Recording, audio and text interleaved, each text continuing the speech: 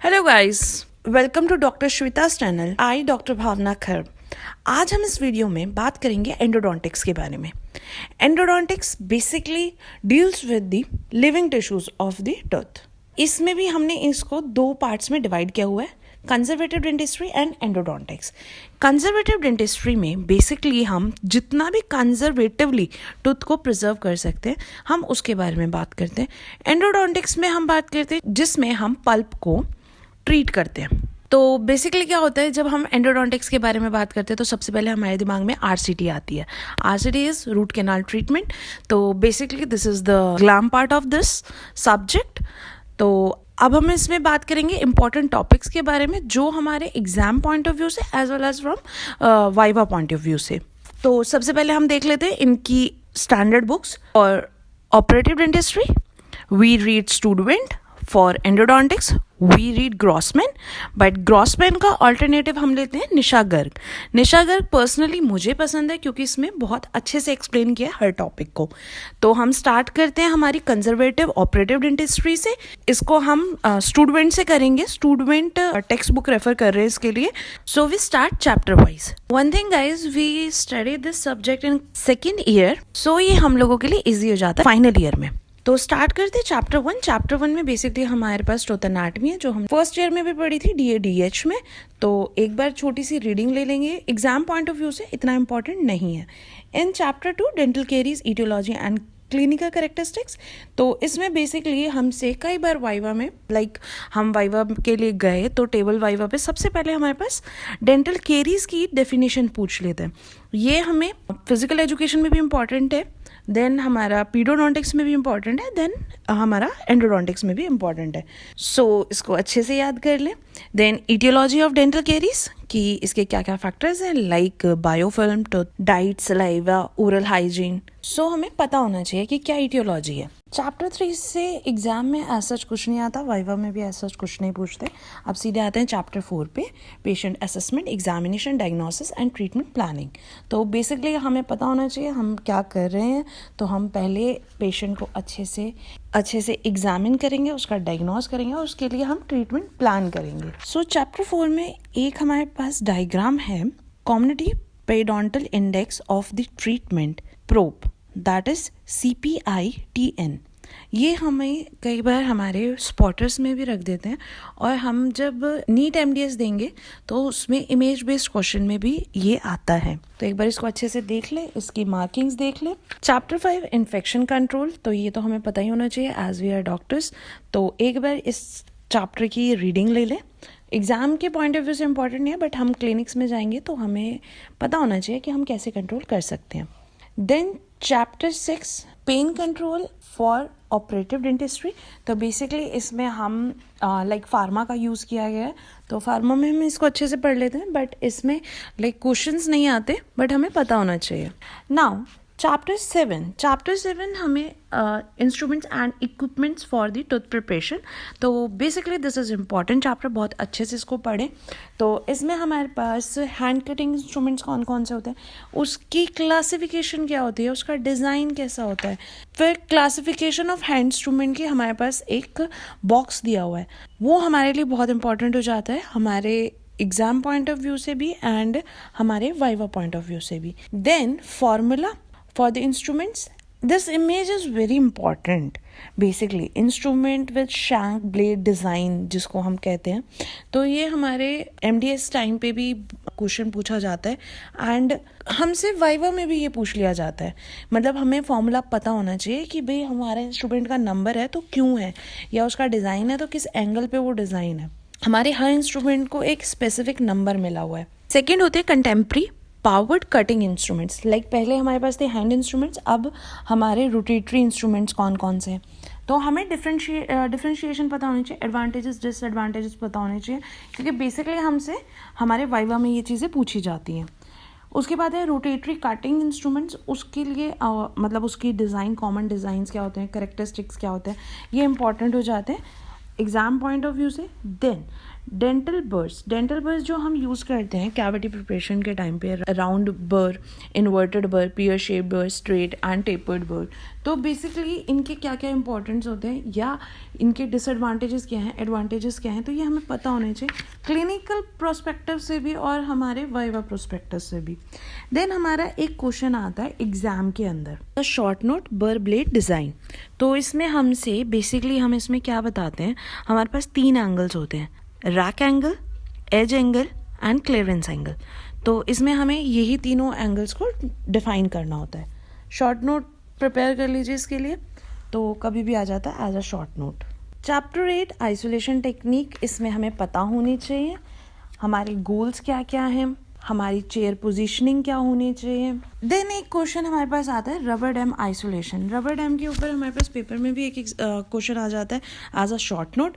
और अगर हम प्रिपेयर कर रहे हैं कैविटी हमारे पेशेंट के ऊपर, तो चेयर साइड वाइवा में भी हमसे रबर डैम के बारे में पूछा जाता है। रबर डैम की बेसिकली जितने भी पार्ट्स होते हैं इनको रिकॉग्नाइज करना इंपॉर्टेंट इसलिए भी हो जाता है क्योंकि हमारे नीट एग्जाम में इमेज बेस्ड क्वेश्चन में हमारे पास रबर डैम के जितने भी हमारे पास पार्ट्स हैं उनकी इमेज बेस्ड क्वेश्चन आते हैं। तो इसलिए हमें सारे रिकॉग्नाइज करने, अच्छे से इन्हें देखना, इनके एडवांटेजेस देखने और इनके यूजेस देखने। तो हमें इसकी एप्लीकेशन भी पता होनी चाहिए। तो पूरा procedure basically application of the rubber dam isolation. Other than rubber dam हमारे पास और भी आइसोलेशन टेक्निक्स हैं, तो उनके बारे में भी हमें पता होना चाहिए, like saliva ejector, cotton rolls. Then हमारे पास ड्रग्स होते हैं सलाइवा कंट्रोल करने के लिए, तो हमें इनके बारे में पता होना चाहिए। We use atropine to saliva control. Then chapter 9 fundamentals of the tooth preparation and pulp protection. तो बेसिकली इसमें हम क्या करेंगे, पल्प को हमें टच नहीं करना है, तो हमें साउंड टूथ को बचाना भी है और कैविटी भी हमारी प्रिपेयर करनी है। सो हमारे पास कुछ ऑब्जेक्टिव्स हैं और प्रिपरेशन के लिए हमारे पास कुछ आउटलाइन फॉर्म्स हैं। तो बेसिकली हमारे पास एक टेबल दी हुई है, टूथ प्रिपरेशन अमालगम वर्सेस कंपोजिट। तो इसको बहुत अच्छे से एक बार पढ़ लें कि हम अमालगम के टाइम पे कैसे टूथ प्रिपेयर करते हैं और कंपोजिट के टाइम पे कैसे टूथ प्रिपेयर करते हैं। तो हमें कुछ लाइन एंगल्स, कुछ पॉइंट एंगल्स के, वो सरफेस एंगल्स के, वो सरफेस मार्जिन्स। देन एक छोटा सा रीड देना है हमें classification of tooth preparation and important हो जाता है वाइवा पॉइंट ऑफ व्यू से, सेम इन एग्जाम्स कभी कभी पूछ लेते हैं। स्टेजेस ऑफ टूथ प्रिपरेशन, तो हमारे पास एक टेबल दिया हुआ है स्टेप्स ऑफ टूथ प्रिपरेशन, तो उसको अच्छे से पढ़ ले, अच्छे से एक शॉर्ट नोट की तरह बना ले। तो इसमें हमें क्लास 1 और क्लास 2 इम्पॉर्टेंट है, तो उनको अच्छे से देख लें कि उनके क्या क्या फीचर्स हैं या उनको हम किस तरीके से प्रिपेयर करते हैं।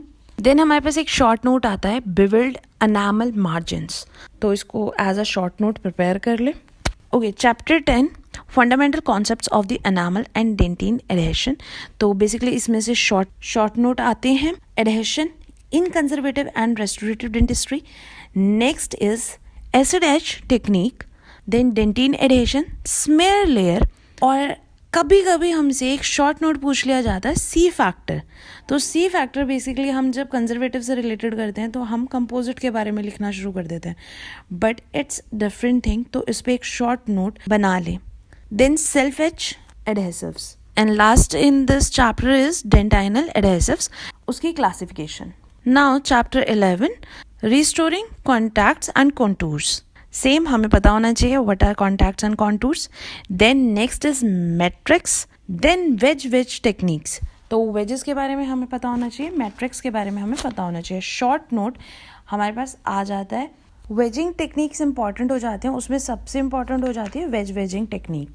Now chapter 12 introduction to the composite restorations. So composite, इसकी कंपोजिशन, देन इसकी क्लासिफिकेशन, इसकी क्लासिफिकेशन इंपॉर्टेंट है तो हमें सारी पता होनी चाहिए।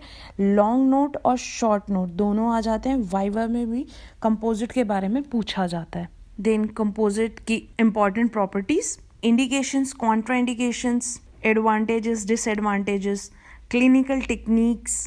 बेसिकली इसमें हमें क्या करना है, एक लॉन्ग नोट प्रिपेयर करने हैं कंपोजिट के ऊपर, जिसमें हम सब कुछ बताएंगे कंपोजिट के बारे में। तो ये हमारे लॉन्ग नोट की तरह भी आ जाता है, एज अ शॉर्ट नोट भी आ जाता है। Then chapter 13 class 3 class 4 direct composite restoration, इसमें से एज सच एग्जाम में कुछ नहीं पूछा जाता है, बट हमें पता होना चाहिए कि हमारी क्लास 3 और क्लास 4 कौन सी रेस्टोरेशंस होती हैं, कौन सी कैविटी प्रिपेयर होती है इसके अंदर, कौन कौन से सरफेसेस इन्वॉल्व होते हैं टूथ के. Now chapter 14 very important, class 1 to 4 direct composite restoration and other tooth colored restorations. So as a short note, pit and fissure sealants. Then next is PRR. It stands for preventive resin restoration और conservative composite restoration. तो इसमें से दोनों में से कोई भी नाम से एक short note हमारे पास आ सकता है, तो इसको as a short note prepare कर लीजिए. Then composite placement technique and next is sandwich technique. Now chapter 15 exam point of view से इतना important नहीं है. Then chapter 16 non-carious lesions and their management. तो बेसिकली कुछ तो हमारी केरीज की वजह से लीजन्स बने हैं, बट कुछ हमारी हैबिट्स की वजह से लीजन्स बनते हैं. तो नॉन केरियस लीजन डिफेक्ट जो है हमारे पास, ये वैसे तो एग्ज़ाम में नहीं आते, बट हमसे जब हम क्लास 5 के बारे में हम कैविटी प्रिपेयर करते हैं या हमें पेशेंट मिलता है, तो वाइवा में हमारा वाइवा ऑलमोस्ट इसकी तरफ चला जाता है, तो हमें इनके बारे में पता होना चाहिए. एफ्रैक्शन, एट्रीजन, इरोजन, देन इनका ट्रीटमेंट क्या क्या है. एक छोटा सा रीडिंग दे देंगे तो उसमें वाइवा में हो जाएगा. Chapter 17 additional conservative aesthetic procedures. इसमें हमारे पास ब्लीचिंग ट्रीटमेंट आ जाता है.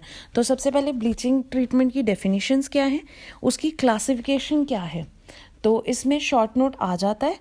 Then important note on veneers, veneers की definition, indications, types of veneers, clinical concentrations, direct veneers, indirect veneers. तो इस तरीके से हमें इसका एक नोट बनाना है. Now chapter 18 dentin hyper sensitivity. ये सबके साथ प्रॉब्लम होता है. अगर आप किसी को भी पता लगा कि that you are a dentist, तो वो सबसे पहले बोलते हैं कि ठंडा गर्म लग रहा है. तो this is important, very important. What is dentin hyper sensitivity and its management. Long note को प्रिपेयर कीजिए इसके लिए. Now chapter 19 introduction to the amalgam restoration. Very very important. Amalgam restoration, like आप बैठोगे, सबसे पहले अमालगम के ऊपर आपके पास क्वेश्चंस आएंगे वाइवा में भी और आपके एग्जाम्स में भी. तो इसको स्किप नहीं करना है, पूरे चैप्टर को बहुत अच्छे से याद करना है. सबसे पहले इसमें इंपॉर्टेंट हो जाता है कि फर्स्ट व्हाट इज़ अमालगम. तो अमालगम के बारे में पता होना चाहिए. उसके बाद उसकी अमालगम रेस्टोरेशन की क्लासिफिकेशन क्या है, प्रॉपर्टीज़ क्या हैं. देन टार्निश एंड कोरोजन क्या होता है इसके अंदर, और क्रीप क्या होता है. क्रीप पे शॉर्ट नोट आ जाता है. Then tooth preparation for amalgam पे कई बार शॉर्ट नोट आ जाते हैं. तो इसको बहुत अच्छे से इस चैप्टर को हम करेंगे. Chapter 20 class 1 and class 2 अमालगम restoration. तो इसमें इंपॉर्टेंट हो जाता है कि इसकी प्रिपरेशन कैसे करेंगे और इसके फीचर्स क्या होंगे. Chapter 21 complex अमालगम restoration. इतना इंपॉर्टेंट नहीं है, लाइक एग्जाम्स में नहीं आता, बट पता होना चाहिए, तो एक रीडिंग कर लेंगे इसकी. Now chapter 22 dental cements. Dental cements में हमारे पास व्हाट आर डेंटल सीमेंट्स, उसकी डेफिनेशन, उसकी क्लासिफिकेशन. देन हमारे पल्प प्रोटेक्टर्स क्या होते हैं उसके बारे में हमें पता होना चाहिए और इस पे शॉर्ट नोट आ जाता है. Then difference between liners, bases and varnishes, और GIC को हम इसमें बहुत डिटेल में करेंगे. Chapter 23 is not that important for exams. Now chapter 24 class 2 cast metal restoration. तो basically इसमें हमसे क्वेश्चन पूछा जाता है tooth preparation for the cast metal restoration. First, second, tooth preparation inlays and onlays. Like inlays और onlays और उसके साथ कुछ भी add on करके, like अगर GIC या composite या amalgam को भी add on करके हमें एक long note एग्जाम में आ जाता है. तो इसको अच्छे से एक लॉन्ग नोट प्रिपेयर कर लेंगे इसका. देन इसमें आता है casting defects. Short note as a short note पूछ लिया जाता है बहुत बार. Then amalgam tooth preparation versus inlay tooth preparation. तो इन दोनों के हमें डिफरेंसेस पता होने चाहिए. इसके साथ हमारी ख़त्म होती है ऑपरेटिव डेंटिस्ट्री. इसमें हमने ऑलमोस्ट सारे इंपॉर्टेंट टॉपिक्स कवर कर लिए हैं. अब वो इंपॉर्टेंट क्वेश्चंस हैं, लाइक हम जब चेयर पे बैठे होते हैं तो टीचर्स कभी भी आते हैं. सबसे पहले तो व्हाट इज़ ऑपरेटिव डेंटिस्ट्री, तो हमें इसकी डेफिनेशन पता होनी चाहिए. देन GV ब्लैक क्लासिफिकेशन हमें पता होनी चाहिए. तो ये हमसे कभी भी ना रूटीनली लाइक कभी भी पूछ लेते हैं, तो इतना तो हमें पता होना चाहिए. तो इसको अच्छे से याद करें, अच्छे से एक रीडिंग ज़रूर दें इस बुक को, बहुत अच्छी बुक है. तो इसके साथ हम ऑपरेटिव डेंटिस्ट्री खत्म करते हैं। अब हम स्टार्ट करते हैं एंडोडोंटिक्स।